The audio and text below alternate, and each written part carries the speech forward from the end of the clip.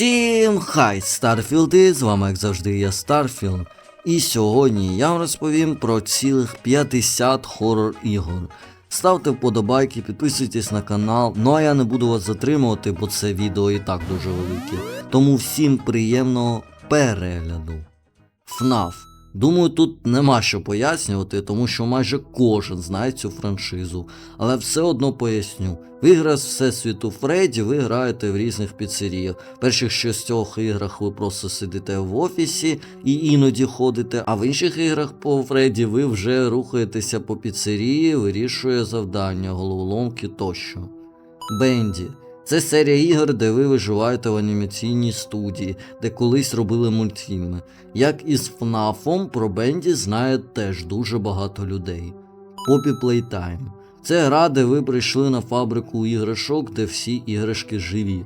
Гра має на даний момент 5 глав, але буде ще й 6 глава. Грені. Трилогія ігор про дім бабусі Грені та її родини. Вам треба збігти з її будинку на різні кінцівки, збираючи предмети. Hello Neighbor. Серія ігор, де твоя задача бігати в домі сусіда, розгадуючи головоломки, щоб дізнатися, що приховує сусід. Garden of Banban.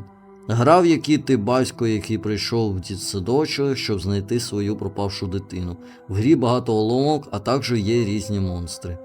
Балді. Гра, в якій, господи прости, треба вирішувати математичні приклади. Якщо ти хоча б один раз неправильно напишеш, краще не знати, що з тобою буде потім. Dark Deception.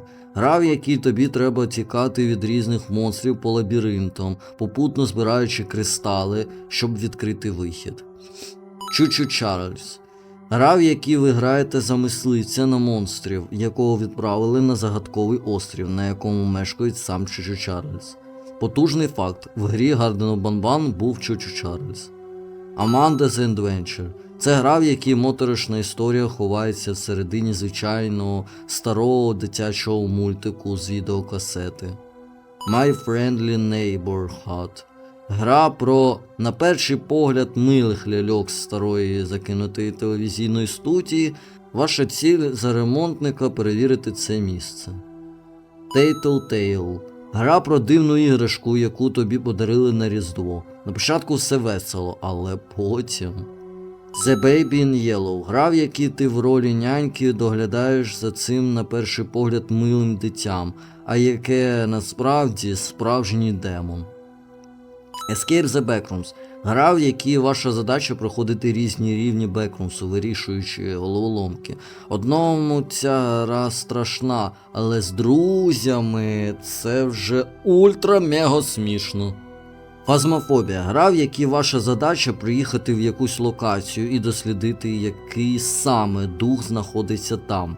В кожного духа є свої унікальні можливості, щоб було легше дізнатися, хто який дух. Outlast. Гра, де ти граєш за журналіста, який вирушає в покинуту психіатричну лікарню. Там теж є інші частини, але сюжет їх я, на жаль, не пам'ятаю. Spooky Jumpscare Mansion. Гра, де тобі треба ходити по кімнатам, паралельно виживаючи від монстрів. Щось по типу Дорси з Роблокса. Mr. Hobbs Playhouse. Гра, де ти граєш за дівчину, яка знайшла дивну іграшку кролика. Кролик не дуже звичайна іграшка. Насправді він стрьомний монстр. Project Playtime.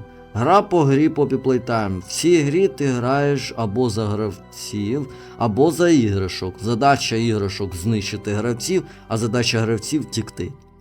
Dead by Daylight. Теж гра, де ти граєш за вбивцю або за виживши. Вбивці треба всіх вбити, а виживши треба полагодити генератори і втікти. В грі є багато персонажів з різних ігор та фільмів. Silent Hill. Це серія ігор, де ти виживаєш в безлюдному місці з монстрами. В кожній грі є свій класний сюжет. Joyville. Гра, яка дуже схожа на Poppy Playtime. Теж вирішуєш головоломки, тікаєш від монстрів та рухаєшся по сюжету. Left 4 Dead. Ігри, де ти виживаєш в зомбі-апокаліпсисі. В грі теж є крутий сюжет. Repo.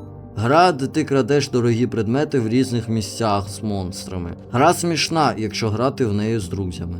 Content Warning. Гра, де ти ходиш по різним локаціям, знімаючи це все на камеру, щоб набрати багато вподобайок.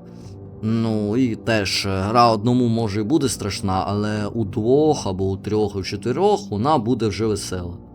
Докі-докі. Гра новела про аніме персонажів. Виглядає вона як якась пубертатна гра, але вона дійсно хоррор гра. Мімесіс. Або Мімесіс. Гра, в якій ти заходиш в якесь місце з друзями, але знай, що хтось з твоїх друзів їм не являється.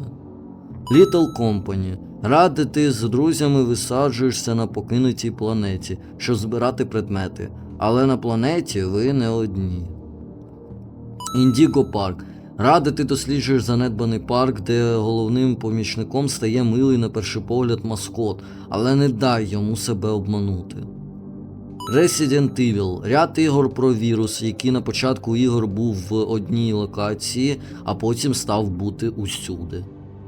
The Forest – це survival horror, де тобі треба вижити в лісі, добуваючи ресурси, будуючи собі дім тощо. Backrooms Escape Together. Ще одна гра по Backrooms, де твоя задача виживати, проходити головоломки і проходити різні рівні, щоб попасти на наступні рівні. Devour. Гра, в якій в когось з ваших друзів виходить дух. По ітогу вам треба зупинити одержиму людину, що стала демоном. Але зробити це не так просто. Demonologist. Гра, в якій, як і в Фазмофобії, ваша задача приїхати в якусь локацію і дослідити, який саме дух знаходиться там, а потім його ізгнати. Little Nightmares. Це серія платформер-хоррор ігор, де твоя задача вирішувати головоломки на різних локаціях, де є, чесно кажучи, дуже противні монстри, бо вони... Давай! Єпіап. Хоррор-гра про магію, де вам треба досліджувати чарівний будинок. Теж гра, де грати разом буде смішно. Super Dark Deception. Те ж саме, що й Dark Deception, тільки все піксельне. І ця гра є на телефонах. Dark Deception Monsters and Mortals. Гра схожа на Dead by Daylight або Project Playtime, але теж по Dark Deception. Reanimal. Гра, де брат і сестра вирушають рятувати зниклих друзів, а потім втекти з острова, який колись називали домом. Але противники не монстри, а страшні тварини. Dark Hours. Гра, де ти виживаєш з друзями. Ви являєтеся злочинцями, яким треба програбувати все. Але ви там не одні. Є монстри, які навряд чи вам дасть це просто так зробити. Dead Space. Гра, де ти виживаєш у космосі. В грі є сюжет, по якому ви рухаєтесь. Routine. Гра про покинуту місячну базу. В базі є монстри і ви йдете по сюжету. Гра виглядає як представлення майбутнього в 80-х роках. Bad Cheese. Гра про Мікі Маус. Це буквально якась гра для людей з шизофренією. Alien Isolation. Гра по фільму Alien. Там ти виживаєш у занедбаній космічній станції. Inside. Платформер-хоррор гра, де ти вирішуєш головоломки і виживаєш від охоронців, які хочуть тебе забрати. Limbo. Теж платформер-хоррор гра від тих самих творців, які створили Inside. Гра буквально ультра схожа, але сюжет розвертається в пошуку сестри. Don't Scream. Гра, де ти ходиш по локації, де тебе лякають, а твоя задача не закричати, інакше ти відразу помреш. Kinetopet. Гра про вірус, який ти скачав на свій ПК. Гра взята з історії реального вірусу про фіолетову мавпу. Subliminal. Сюжетна гра по Бекрумсу. Вирішує головоломки і виживає від монстрів. Щось схоже на Poppy Playtime, але в світі Бекрумсу. 7 Days to Die. Гра, де ти виживаєш від зомбі, крафтиш речі, будуєш дім, робиш зброю та інше. Бонус. Slender Man The Arrival. Сюжетна гра про Слендермена. Тут тупі записки треба збирати, по сюжету двигатися і в підвалах ходити. Коротше, кращої гри по Слендермену нема. На цьому 50 ігор підходить кінцю. Сподіваюся, що вам сподобається це відео і ви поставите вподобайку під цим відео. Ну а з вами був я і всім пока! Thank you.